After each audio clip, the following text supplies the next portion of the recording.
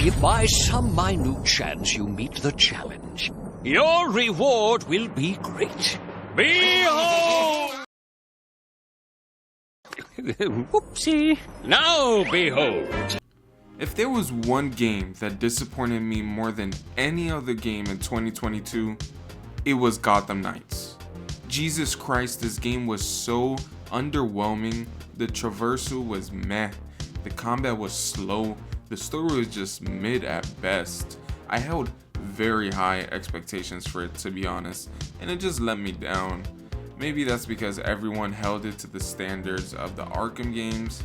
I'm kinda at fault to that as well. Although there is one DC game in 2023 that I think could fill that hole that Gotham Knights failed to fill. Suicide Squad Kill the Justice League. Can Suicide Squad Kill the Justice League learn from Gotham Knights' mistakes? Let's talk about it. The best thing Suicide Squad has over Gotham Knights, without even coming out yet, is the premise alone. We've seen Batman quote unquote die before. We've seen the Court of Owls, and we've had Harley and Clayface as boss fights before. But have we seen the damn Suicide Squad take down a mind-controlled Justice League? Nope, that shit sounds insane. Just those few clips of a Bizarro-like Superman and a murdering Batman has me screaming in joy. This story is going to be insane. While Gotham Knight's story was interesting at most, it failed to execute it properly, I feel like. On the other hand, Suicide Squad Kill the Justice League looks like they cannot fuck up the story. Like, how can you? One other detail I've seen in the trailers is how some of the Justice League members are not even mind controlled and are actually trying to help the Suicide Squad, like Wonder Woman. I think the idea of having one of the most powerful superheroes in DC be scared to take down these other Justice League members that she was just part of a team with. Just for her now to feel like she needs to team up with the Suicide Squad alone just to take down these members. It sounds really good, and you cannot tell me otherwise. One thing I am wondering though is if we're going to see other Justice League members show up in the game that are not showing up in the trailers, like Martian Manhunter or Hawkman and Hawkgirl. I think it would be insane to show them as a twist boss later on in the game. The possibilities are kind of endless. Bro, have you guys seen the gameplay in Kill the Justice League? This shit looks fire. Nothing like Gotham Knights. In Gotham Knights, the biggest problem with the game was arguably the combat. It just feels slow and looks slow.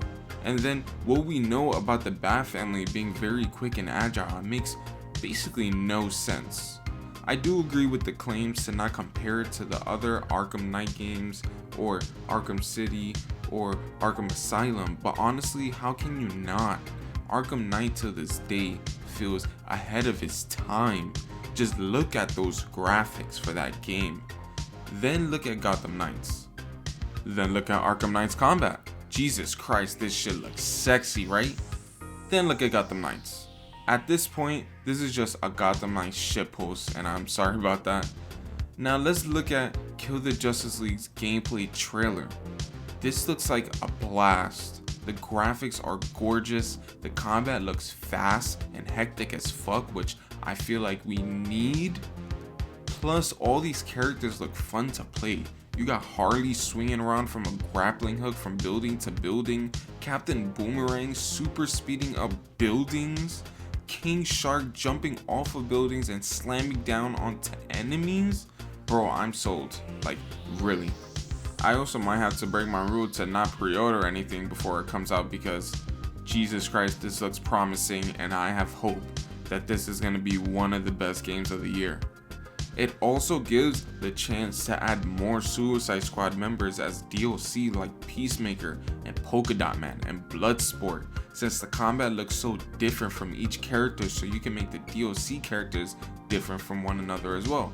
unlike Gotham Knights, where you can't really pick other Bat members besides like Alfred or Batwing or something like that. That's really about it, to be honest. So this could be huge, DC. Please don't fuck it up like Gotham Knights.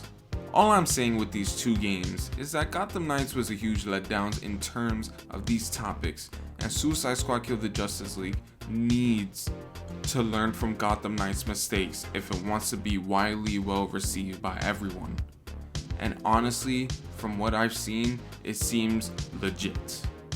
My only worries really is if the environment is going to feel like Marvel's Avengers like, where you can't even enter any buildings and the skybox is so low that you can't even properly fly as Iron Man and Thor.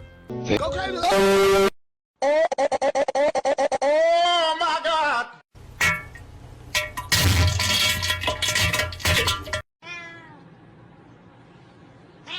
Also, I have a feeling they might do the grindy gameplay of Avengers and Gotham Knights to unlock better gear and outfits, but let's hope it's not too grindy.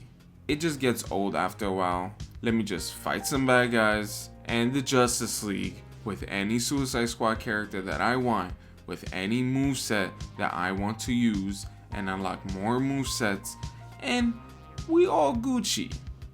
I feel like I'm asking for a little bit too much, but developers, you kinda need this push so you can stop making shit games that have been coming out recently, but making the trailers look really fire so it looks really damn deceiving when the actual game comes out.